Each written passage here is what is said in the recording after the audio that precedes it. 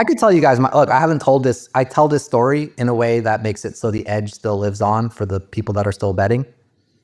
But I don't know. Nuke it? You guys caught me out of it. Okay. This will maybe go viral. I don't know. Probably fuck up a lot of people's money. But I think that most people have figured it out by now. But I've never uttered this in public to anyone ever before. True story. Okay. The away team gets to choose which basket it wants to shoot on, oriented. So you have teams who play.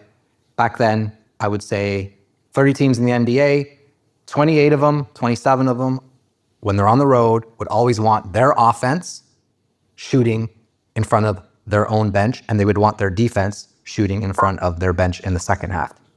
Therefore, the first halves are higher scoring, the second halves are lower scoring. You've got the bench in front of you. You can bark out instructions, this and that.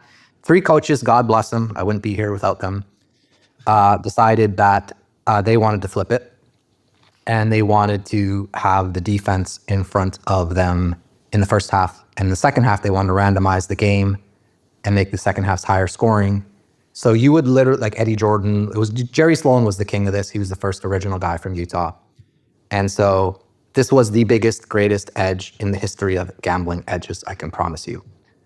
You would have situations where the total would be higher in the first half, lower in the second half, and the team would literally score, on average, 106 points in the first half and 87 or something like this, or 90, whatever it was back then in the second half. You also have the advantage of fouling at the end of games, which will also make the score in the second half higher scoring, and overtime, which is a nice little bonus too, working in your favor. So the second half over was like, you'd have teams doing this 41 times a year, and they would go 9 overs in the first half, 30 whatever, 32, 33 with some pushes in the second half. And you could just print money making this bet. And that's what I did. And I figured that out very, very quickly. Actually, I didn't figure it out that quickly. To be honest, I'm not as bright as I think I am, because it took me a long time to figure out what the fuck was happening. I just knew these teams had situations where on the road, their games were much lower scoring in the first half than they were when they played at home.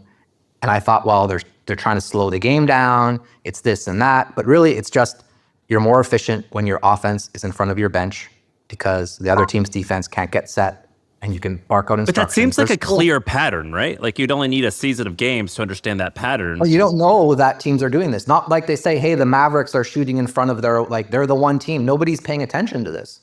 Nobody knows that a team that back then it was a perfect situation, because it was 3 to 4 teams a year. They were all shit teams. It was, in my heyday, it was the Utah Jazz, who was a shit team. The Washington Wizards with Eddie Jordan, shit team. Byron Scott, New Jersey Nets, shit team. And then you had a few teams like the Minnesota Timberwolves did it some games, not other games, which is the dream scenario nowadays. That's probably screwing these gamblers, because when that happens, so that was it. That was the edge. That's how I made a lot of my money. And you could, if I had a bankroll of, this is not responsible, please don't follow this, but if I had a bankroll of like 250K because I was betting on credit, you settle at the end of the week, I'd have a situation where if I somehow lost all my bets, I'd be like $2 or $3 million in debt. But it didn't matter, because I knew my edge was so big that I was betting, and I somehow partnered up with some big bookmaker slash alleged mafia guy in Montreal, which is another story, who was able to get me down for a lot of money. And he just basically, I gave him the bets. I told him what I wanted to bet. He would go bet them for me. He'd collect. He'd give me the money. I'd win. And that was that. So that's the edge. That's the whole edge in a nutshell. This is a